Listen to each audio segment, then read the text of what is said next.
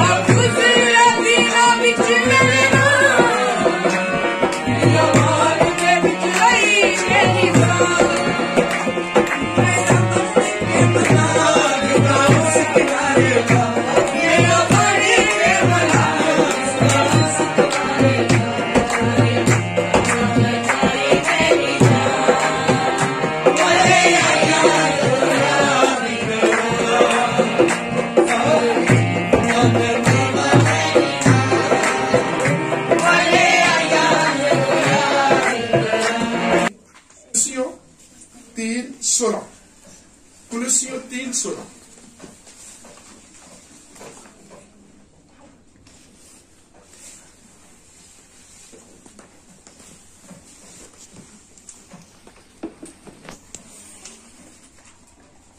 मसीह के वचन को अपने हृदय में अधिकाई से बचने दो और सिद्ध ज्ञान सहित एक दूसरे को सिखाओ और चिताओ और अपने अपने मन में अनुग्रह के साथ परमेश्वर के लिए भजन और स्तुतिगान और आत्मिक गीत गाओ।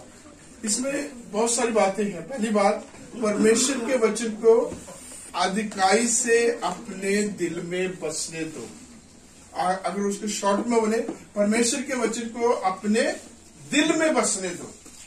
फिर उसी को एक और तरीके से बोलेगा, परमेश्वर के वचन को ज्यादा से ज्यादा अधिकाई से अपने हृदय में बसने दो। और उसके बाद क्या है, सिद्ध ज्ञान सहित एक दूसरे को सिखाओ। सिद्ध ज्ञान सहित एक दूसरे को सिखाओ और चिताओ। चेतावनी देनी बहुत जरूरी है। 3:16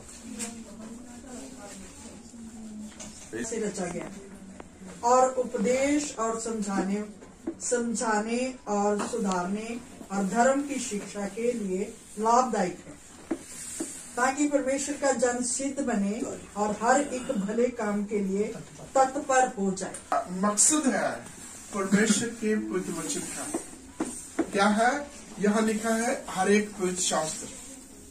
और एक और ट्रांसलेशन है, वो बड़ी अच्छी ट्रांसलेशन है, वो ओरिजिनल ट्रांसलेशन की बिल्कुल वही है। उसमें संपूर्ण पवित्र शास्त्र परमेश्वर की प्रेरणा से लिखा गया है।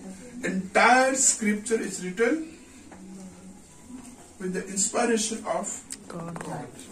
परमेश्वर के इंस्पिरेशन से, उसकी प्रेरणा के द्वारा पवित्र वचन लिखा है। उसका मकसद क्या है? शिक्षा देने, सुधारने, चेतावनी देने के लिए और धार्मिकता की शिक्षा देने के लिए ये लाभदायक। और आगे लाभदायक क्यों है? ताकि परमेश्वर का जन सिद्ध बने, परमेश्वर का जन सिद्ध बने। और आगे क्या है? भले भले कामों के लिए तत्पर हो जाए, तैयार है, तो एकदम तैयार है, तत्पर है। एकदम से कोई चैरिटी का काम आता है, अच्छा काम आता है, किसी हेल्प का काम आता है, तो उसे तैयार रहना होता है। मैंने अपने जीवन में इस चीज को अनुभव किया है। हम चर्च के लिए फंड रेज करते हैं और 50% लोग अपनी प्रॉब्लम को ही बताते हैं, दे आर नॉट रेडी। और उनको बताया जाता है, उनको समझाया जाता है और तब वो तैयार होते हैं। और कुछ ऐसे लोग होते हैं जिनके पास ऑलरेडी परमेश्वर के काम के लिए पैसा होता है, चैरिटी करने के लिए पैसा रखा होता है, क्योंकि उन्होंने परमेश्वर के हिस्से को खाया नहीं है, परमेश्वर के हिस्से को उन्होंने रखा हुआ है। और जब जरूरत पड़ती है, जिसे बोले एज एंड व्हेन, जब जरूरत पड़ती है उस समय वो दे देते हैं। आज बड़ा अच्छा लगा जो हमारा आज वो अजीज जो आज चर्च में जो लीड कर रहा था, और जिस समय ऑफरिंग का टाइम आया तो उसने क्या बोला? अब समय है हम अपने धन को, अपनी दहकी को बीजने का, है ना? बड़ा अच्छा समय। हम क्या कहते हैं? ऑफरिंग देने का, चंदा लेने का, तरह तरह से हम जो है कहते हैं। क्या है?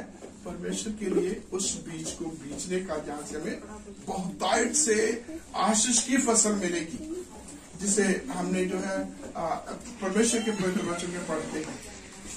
फिलिप्पियों 4:19, परमेश्वर का बहमा में धन, जहां से प्रभु हमारी तमाम जरूरतों को बहुतायत से पूरा करता है। इसलिए परमेश्वर के वचन से शिक्षा देना, परमेश्वर से वचनों के साथ चेतावनी देना, परमेश्वर के वचनों के द्वारा जो है हमें सिखाना, समझाना, ये बहुत जरूरी है, ताकि परमेश्वर का जन अधूरा ना रह जाए। परमेश्वर का कोई भी आदमी, व्यक्ति, मर्द और स्त्री जो है, वो उसमें किसी प्रकार की कोई कमी ना, बल्कि वो क्या है? सिद्ध बने, परफेक्ट बने।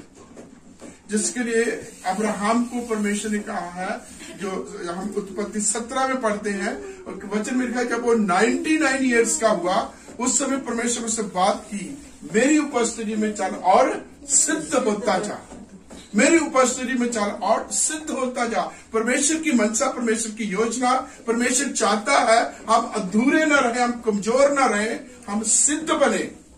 और जब हम सिद्ध बनेंगे परमेश्वर, तब मैं तुझसे बातें करूंगा, तब मैं तुझसे वाचा बांधूंगा, तेरे घर में राजकुमार पैदा होंगे। हालेलुया। प्रभु हमें सिद्ध बनाना चाहते हैं अपने वचनों के द्वारा, अपनी पवित्र आत्मा के प्रेरणा के द्वारा, अपने लोगों के संगति के द्वारा, तमाम उन आशीषों को देने के द्वारा प्रभु चाहते हैं कि हम सिद्ध बने। और इसलिए हमें क्या करना है लाजर? हमें परमेश्वर के वचन को अपने दिल में रखना है, इसको निकलने नहीं देना, है ना? क्योंकि जो शैतान है वो तो यही चाहेगा कि ये कभी भी हमारे दिल में ना रहे, है ना? शैतान तो इसे चुराना चाहेगा, निकालना चाहेगा, खाली करना चाहेगा, और दुनिया जहान की बातों को हमारे दिल दिमाग में भर देना चाहेगा, ताकि परमेश्वर के वचन को हम, जैसे कल हम बात कर रहे थे कि शैतान क्यों हमें प्रेयर से अलग करता है, क्यों नहीं चाहता कि हम प्रार्थना में बैठे? क्योंकि उसे पता है कि परमेश्वर के लोगों ने जब मांगना है तो परमेश्वर ने दे देना है। और परमेश्वर के लोग मांगे कि गए शैतान को अपने कब्जे में, शैतान को अथाह कुंड में डालने के लिए। इसलिए वो तरह तरह से गड़बड़ रुकावट डालने के प्रयास करते हैं। परमेश्वर का वचन हमारे दिल में होना। और कैसे जानेंगे, कैसे पता चलेगा कि परमेश्वर का वचन हमारे हृदय में, हमारे जीवन में? कभी आपने गर्मियों में फ्रिज का पानी पिया? जब आपके सामने पानी आता है तो कैसा होता है वो गिलास? पानी अंदर होता है, बाहर मॉइस्चर होते हैं, बाहर दिखता है। पानी तो अंदर है, बाहर भी तो दिखाई दे रहा है। टच करेंगे तो पानी बाहर दिखेगा, पानी बाहर आपको लगेगा। ये है कि परमेश्वर का वचन आपके दिल में है, आपके हृदय में है, आपके जेहन में है। आप उसमें बने रहते हो तो आपके काम, आपकी बातचीत, आपका स्वभाव, आपकी बहुत सारी बातों के द्वारा परमेश्वर का वचन दिखेगा। उसमें परमेश्वर का वचन है। मैं एक बुजुर्ग आदमी को जानता हूँ, आप भी बहुत सारे, सभी तकरीबन उनको जानते हैं, और खास करके अभिषेक उसको बहुत एडमायर करता है। अंकल एस रॉय अंकल, उनका कॉल आता था जब इधर से धारीवाल से चल के जगाधरी अपने घर में पहुंच के। उनका कई बार सुबह 7 बजे कॉल आता था और फोन करते थे, और पहली बार पता क्या थी? प्रेज़ द लॉर्ड जी, कैसे हैं ब्रदर, सिस्टर कैसी हैं, बच्चे कैसी हैं? आज मैं प्रेयर कर रहा था, खुदावन ने आपके बारे में बताया, इसलिए मैंने आपसे फोन किया। सब ठीक है? Praise the lord ji. Phone बंद। और ऐसे अनेकों बार देखा ना, अभिषेक ये कहता, पापा ये अंकल जो फोन करते हैं कोई बाहर की बात ही नहीं करते, सिर्फ प्रेज़ द लॉर्ड, सिर्फ वही बातें करती हैं। तो उनकी जिंदगी से मैंने देखा, मैं जगाधरी में, यमुनानगर में बहुत साल, 7 साल रहा, और साथ साथ हम मिलते रहे। हम हफ्ते में 10 दिन में हम एक दूसरे को मिलते थे, बातचीत होती थी। जब उनको नया गीत परमेश्वर देता था, वो चर्च में आकर बताता था, ब्रदर मुझे खुदावन ने ये गीत दिया है, मैं आपके बच्चों को, आपके लोगों को, आपके चर्च के लोगों को सिखाना चाहता हूँ। कभी बाहर की बात, कभी फजूल, हम तो कितनी बातें करते हैं, हंसी ठट्ठा मजाक कितनी बातें करते हैं, लेकिन कभी भी मैंने उसको देखा नहीं। और ये हम कहते थे कि उसकी जिंदगी से परमेश्वर का वचन दिखाई देता। हमने परमेश्वर के वचन को अधिकाई से अपने दिल में रखना। यदि हमने सिद्ध बनना है, यदि हमने बिल्कुल परमेश्वर के जैसे, परमेश्वर के जैसे बनना, तो परमेश्वर के वचन को हमारे हृदय में रहना बहुत जरूरी है, बहुत जरूरी है। सुबह हमने देखा कि यदि परमेश्वर का वचन हमारे दिल में है तो हम पाप करने से बच जाते हैं। पाप करने से बच जाते हैं तो हम पाप की मजदूरी उससे भी बच जाते हैं। और परमेश्वर का वचन कहता, हम फिर आएंगे भजन संहिता 119 उसके 98, 98, 99 और 100 वचन पढ़ेंगे।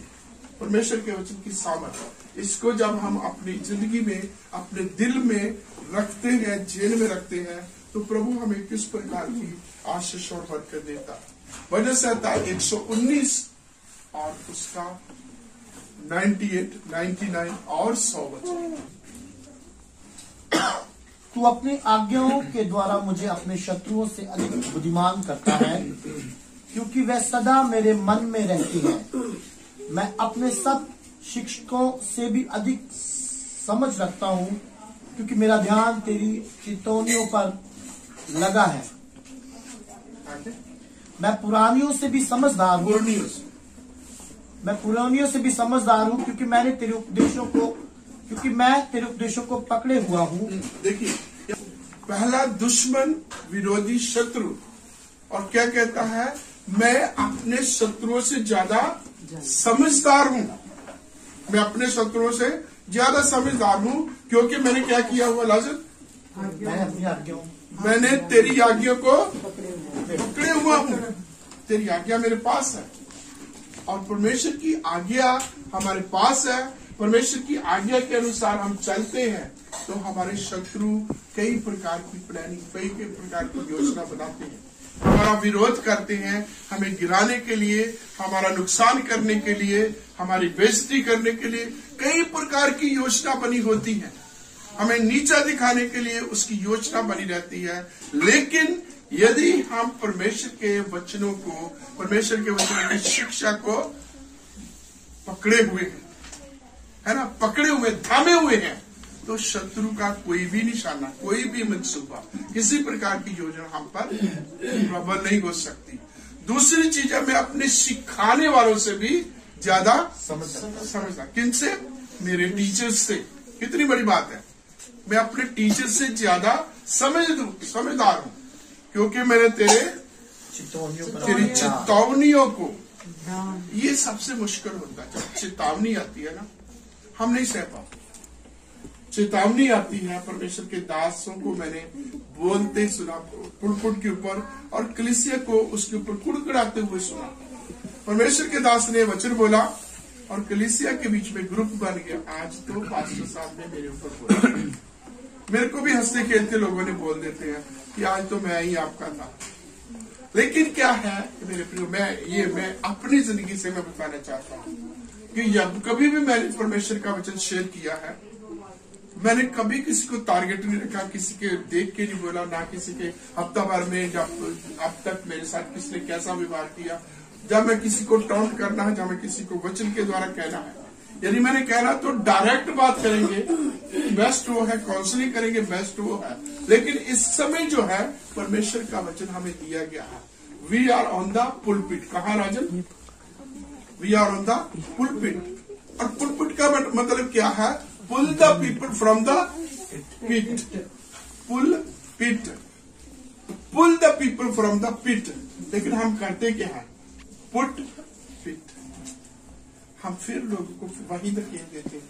हमारा वचन इतना लोगों के ऊपर वो करता है, इतना हार्श टाइप का, इतना गलत तरीके से हम प्रचार करते हैं। हम जो है ऐसे ऐसे वचन इकट्ठे करके रखते हैं कि आज तो मैंने उसकी जो है क्लास लेनी है वचन के द्वारा। लेकिन प्रभु ने हमें किस लिए चुना है कि हमें उन लोगों को जो ऑलरेडी गिरे हुए हैं, उनको चेतावनी के द्वारा, शिक्षा के द्वारा, प्यार के द्वारा, परमेश्वर के वचनों की उपदेश के द्वारा हम उनको उठाए, निकाले, क्योंकि यही हमारा काम है। इसीलिए प्रभु ने हमें चुना। हम पढ़ते हैं ना लूका 4 में, जिसको लाजरस मैनिफेस्टो बोलते हैं। क्या प्रभु यीशु मसीह कहते, कल मामा जी भी बोल रहे थे, है ना, उसने मुझे क्या किया है? आत्मा दिया है, आत्मिक अभिषेक किया है, ताकि मैं अंधों को, कैदियों को, बंधुओं को और तरह तरह के लोगों को क्या है? सुसमाचार सुनाऊं, ताकि वो मुक्त आजाद हो जाए। तो प्रभु ने हमें दायित्व दिया, जिम्मेवारी दी है कि हम लोगों को पिट से निकाले, उस खाई से निकाले और उनको एक नॉर्मल लोगों की तरह जीवन व्यतीत करने। मैं घमंड नहीं करता, लेकिन मेरी जिंदगी में कुछ ऐसे लोग आए जो टोटली इग्नोर थे, तिरस्कार किए हुए थे, चर्च छोड़ के अपने घर में बैठे हुए थे। लेकिन परमेश्वर की दया से उन लोगों के साथ संगति है, उनमें से कई लोग जो है चर्च में दोबारा स्टार्ट। प्रभु ने मेरे को आपको जिम्मेदारी दी है, और ये जिम्मेदारी मैं और आप तभी निभा सकते हैं जब परमेश्वर का वचन हमारे दिल में। नीति वचन 3 अध्याय में पढ़ते हैं, वहां पुत्र और पिता के तौर पर परमेश्वर का वचन कहता है। पहले वचन में, नीति वचन 3, उसका पहला वचन, हे मेरे पुत्र मेरी शिक्षा को ना भूलना। कौन कह रहा? परमेश्वर कह रहा है कि मेरी शिक्षा को ना भूलना। आगे क्या है? इसको अपने हृदय रूपी पट्टियों पर लिखे रहना। और आगे क्या है दूसरे वचन में? क्योंकि ऐसा करने से आयु बढ़ेगी और तू अधिक कुशल से रहेगा। तो परमेश्वर के वचन हमारे दिल में है, परमेश्वर के वचनों के अनुसार हम हैं, तो परमेश्वर हमें लंबी आयु से भरपूर करेगा। लंबी आयु क्या होती है? 100 साल, 150 साल। लंबी आयु का मतलब क्या है? परमेश्वर हमें अनंत काल का जीवन देते। ये जीवन खत्म होने का, जैसे हम बीबी के बारे में बोलते हैं, 90+ में थे, और बहुत सारे लोग हैं 90+ में है, 80s में, 90s में, 70s में। ये जिंदगी एक दिन खत्म होनी है, फानी है। हम इस दुनिया को, जैसे परमेश्वर का वचन इब्रानियों की पत्री में कहता है, मनुष्य का एक बार पैदा होना, मरना, और उसके बाद परमेश्वर के शासन के सामने खड़ा होना निश्चित है, पक्का। ये जिंदगी खत्म होनी है, लेकिन जो परमेश्वर के वचनों को मानता, परमेश्वर कहता है उसे अनंत काल के जीवन से तृप्त करूंगा, उसे दीर्घायु से तृप्त करूंगा। और हम जो है यशायाह उसके 46 में पढ़ते हैं, तो मैं तुम्हारे बाल पकने तक, तुम्हारे बुढ़ापे तक तुम्हारे साथ। तो परमेश्वर का वचन हमारे अंदर है, परमेश्वर के वचन को हमें अपने अंदर में बसाना है। तो प्रभु हमें तंदुरुस्ती की आशीष देगा, प्रभु हमें दीर्घायु की आशीष देगा। इतना नहीं, प्रभु हमें बुद्धि और ज्ञान का आत्मा देगा। आगे हम जब चलते हैं तो कहता है इसको अपने गले का हार बनाना, अपने गले का हार बनाना। हम गले में हार डालते हैं, आप लोग, हम डालते हैं, हम दिल्ली में हैं, महिलाओं को हम देखते हैं अपने आप को सजती है, संवारती है, गले में तरह तरह की माला होती है ताकि हम सुंदर लगे। तो परमेश्वर का वचन क्या कहता है, यदि हमने सुंदरता को बढ़ाना है तो किससे? परमेश्वर के पवित्र वचन। इसको अपने गले का हार बना।